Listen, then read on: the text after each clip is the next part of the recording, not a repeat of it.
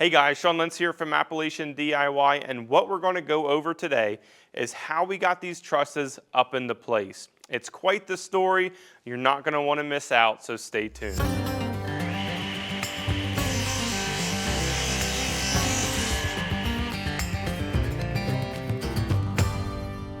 Alright guys, for this video what I'm going to do is walk you through the process of how we got these trusses in place. And let me tell you what, there was some difficulties and hurdles with this entire process. So I'm going to walk you through it all. Pretty much all of the video clips that we have is just me working. So I'll explain everything as we go. So for our first hurdle, we had the truss company drop our trusses in our driveway. They were not able to get up to the garage because of the switchback, so we had them drop it here. Now you can see we're using my tractor, and what I have on there is a 4x6 mast that we basically bolted up, used some tie downs and stuff, and got this thing to be able to lift these things up there. Because there was no way we were going to muscle all these up there by hand. So we made this mast to help lift them up, and I drove the tractor, and Yvonne just kind of helped steer them around.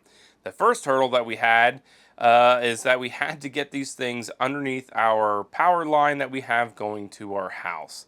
So we had to duck under there. Once we were under there, it was pretty easy sailing. We didn't have to do too much moving of the truss after that. So here you can see that we're driving up our dirt road, and you can see the switchback to get up there. There was no way that that guy was going to be able to get trusses up there. And even if we had them set right here on this first landing, we would have had such a hard time getting them lifted up from here up to there, because there would have been no room. So we hit the switchback, and we just she has to push down as we go up to get the point so where it isn't digging in. So definitely props to her. She was a huge help moving these things around. So you can see here that she has to maneuver it around, and we put it in perpendicular to the garage. Now you can see the very top of the garage here, we don't have our header in. Look how big these things are going in here. These are what you would consider attic trusses. So we weren't able to have our header on. We had to finish that up after we got all of these things stacked in the garage, because they just wouldn't fit, and there was no way to lift them up and over the wall. It's just too high. Our walls are 11 feet 8 inches to the very top of the truss. So once we get it in, Yvonne just kind of swings it around and sets it in place, and we stack all of them in here. We have them on stickers because I didn't want that bottom cord getting wet and warped, because these are 2x12 bottom cords. That gives us, I believe it was over 40 pounds per square foot, which is way more than what you're going to need for a residential room. I think we could have got away with that with 2x10, but I wanted to beef it up a little bit. It wasn't all that much more. So here you can see that we got them. We actually had to slide them all the way down to the opposite side of the garage. I have Bill on the tractor, Mike up on top, and I'm on the other side. And we just kind of drive it into place. Now you'll see there's two 2x4s sticking up from the wall. Those are nailed in from the outside, and they're there for support to help this thing from flopping over, setting that very first one.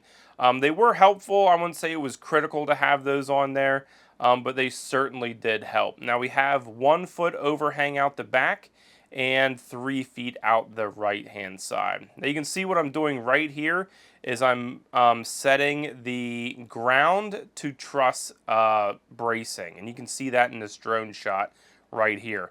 These are the most important things that you guys can put on here. Even if you run your lateral bracing and stuff like that, it all makes it one unit. However, running these from the ground up to your first truss is super critical. It ties them into a very solid surface, which is the ground. We just have 2 concrete rebar stakes on either side of those and have them screwed in from each side. So it gives it a really positive structure as we are building these things out.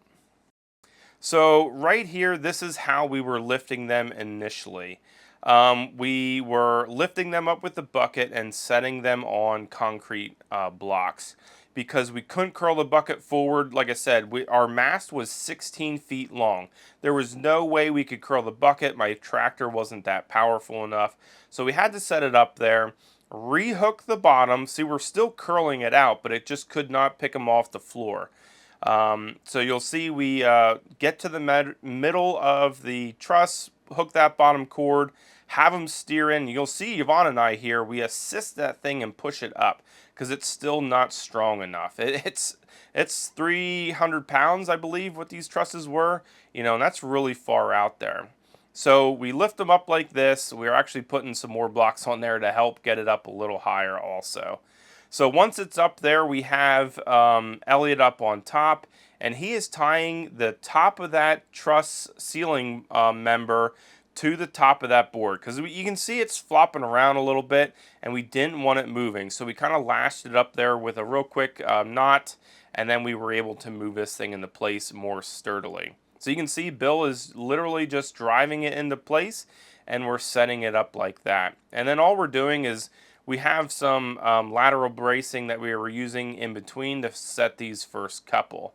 You can see here I'm getting the dead center of this thing because a 1 inch either way could really spell disaster, and that is what happens right here. Watch this.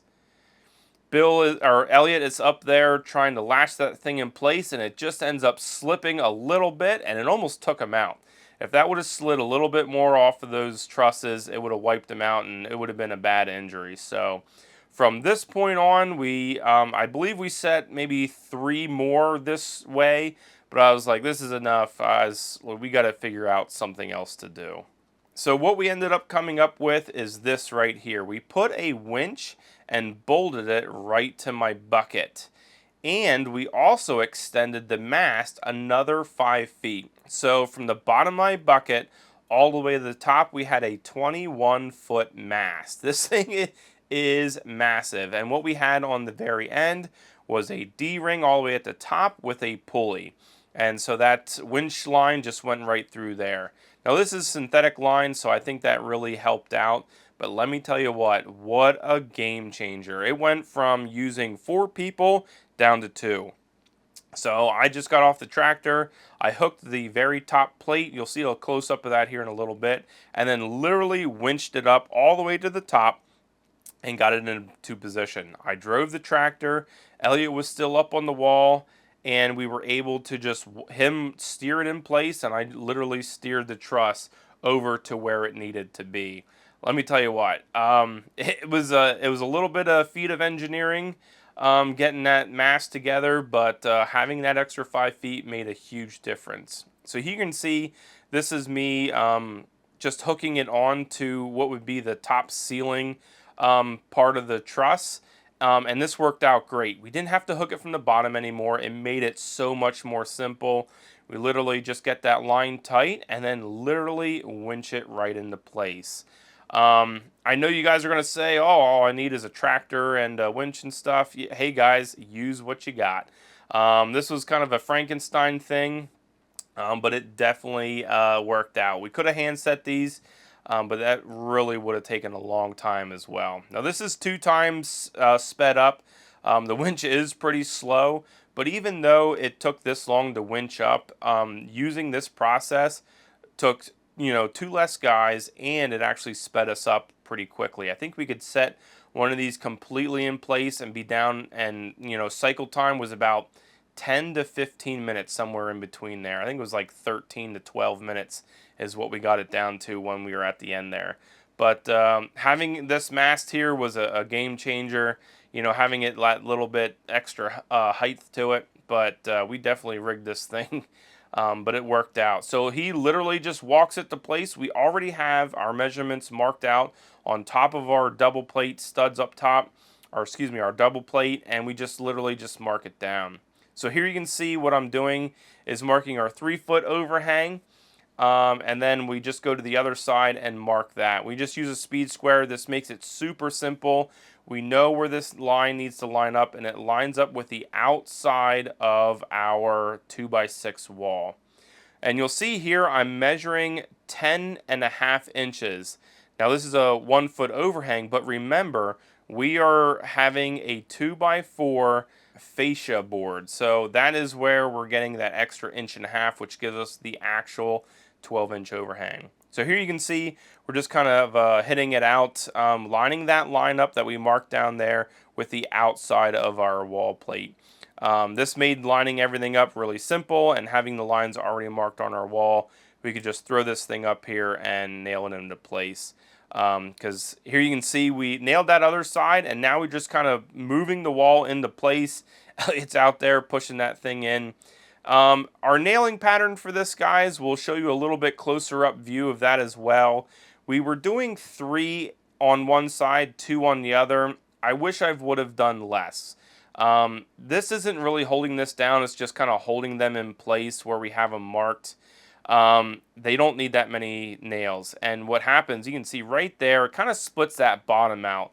If you don't really toenail it in, I hate toenailing, I'm not very good at it. So just be careful, and you can get away with 3 nails, 2 on one side, 1 on the other, just to hold that thing into place. You're going to have either some kind of hurricane strapping or something.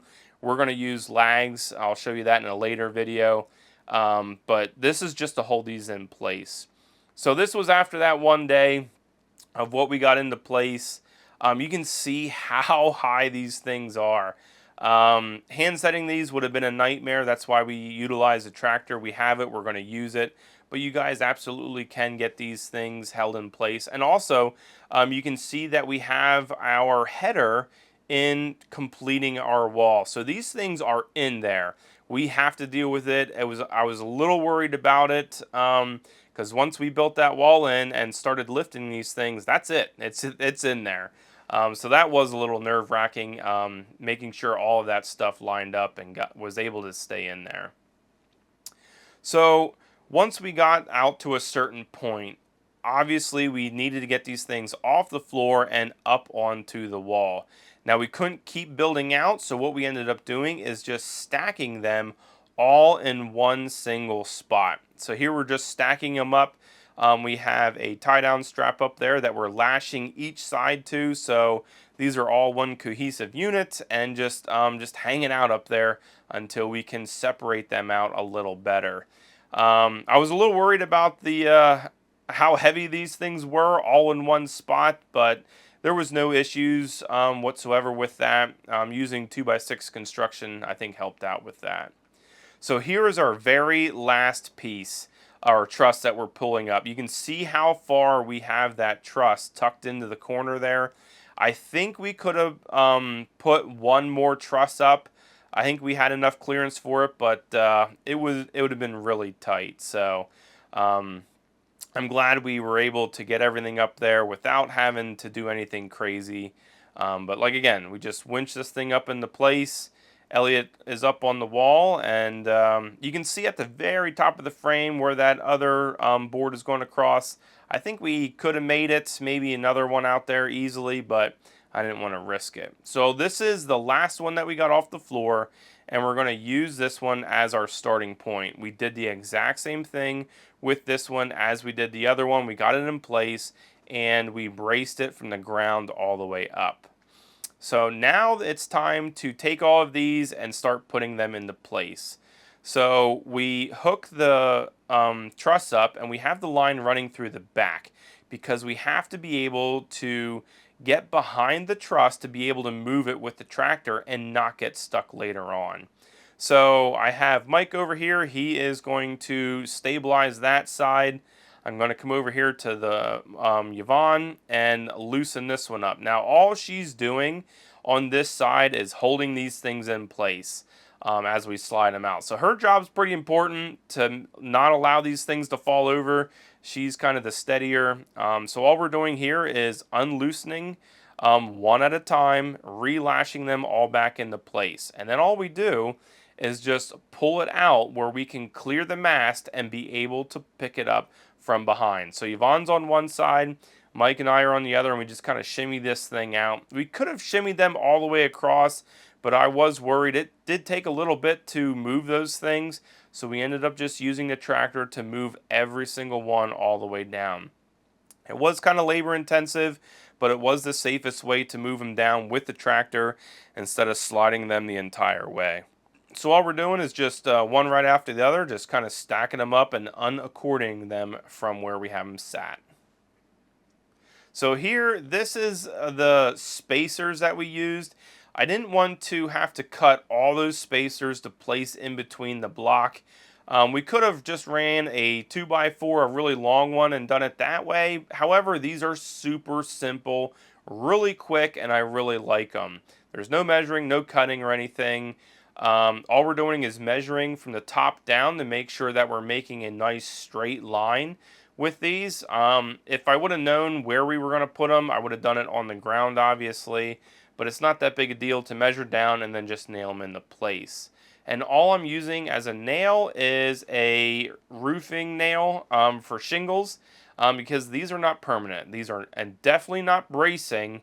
They're not rated for that. They do make it a lot more sturdy, just having these things in place. There's little teeth that kind of bite on when you unfold it, but the nail just kind of holds it in place as well. Again, guys, these are not bracing. There are some that are rated for it. But these things were kind of expensive just on their own for what they were. However, with the speed that we were able to space these things out, I'm really glad that we went with them, especially when we went to go sheet. It just kind of held everything exactly where it needed to be. All right, guys, there is one last thing that I want to show you with this video, and we'll wrap it up. I know it was quite of a long one, but that is bracing. And bracing is probably the most important thing with this build besides getting your measurements accurate, because when you go to sheet this stuff, you need to be accurate because you're talking 3/4 of an inch that you need to be able to land that sheathing on. So besides the spacing and stuff that we did with this, bracing is absolutely the most important thing that you can do with your trusses, because these things are very unstable. So what our engineers called for our trusses was this board here that runs all the way down. Now, if we were going to do a metal roof without sheathing, you could do without this thing. But what we ended up doing is we got our longest boards. I think they were like 16 feet, and then just placed them all the way down. Where we ended up having to start another board, we overlapped it. That way, it was actually double secure in that location, and that way we just weren't having a gap in our bracing at all. So we ended up doubling one of those stud bays up right there. And another thing that we ended up doing that the engineer didn't call for, but I'm glad we did, is up here, you can see that this board right up here is also bracing all the way out to the far end. And what that did for us is it really shored up the top of the truss, because when we walked up there, it was really wobbly, very loose, and once we got that thing in, man, it made it really super strong. But I cannot express to you guys enough how important this stuff is. I'm going to show you a picture here real quick and give you a little story on the background of this, and here's the picture right here. Now, this is a picture of all of our trusses after we had them set up. Every single truss that we had set up. And my huge mistake is I tried to save some money, and we ended up taking down the supports that were in the back from the top of the truss down to the ground. We took those off and we used them in here for bracing. However, where the mistake was is it was getting late and we didn't finish it. I think we got about half of them done, and what ended up happening is we got couple days of bad weather. I was really worried about them falling over. I think it rained maybe like a day. We had something planned the other day, so we couldn't get them to them for a couple days. Me and my wife go out the next morning. This is maybe 2-3 days later. We are putting on our shoes on the front porch, and all of a sudden we hear this boom, boom, boom, boom, boom, boom, boom, and every single truss had fallen. Oh my gosh. let me tell you what, I was heartbroken. My heart sank into my stomach. I was like, oh my gosh, all of that work, everything, and all our friends put all that effort into setting these things up, and they're just laid like dominoes up on top of our wall studs and stuff. It was heartbreaking. We ended up coming up, assessing it, seeing if there was any damage and stuff, and we didn't do anything. I was like, listen, I told my wife, we're not going to work on this today. I was just that distraught. So the very next day, we came back up here and we set every single one of those up in one day. It took us like 12 hours to do all of that. So by trying to save a couple bucks, I put myself and my wife in such turmoil and just another full day of agonizing work. I got to give it to my wife. She is a trooper. I couldn't have done any of this building without her. So a big shout out to her and my friends who initially helped us set this thing up.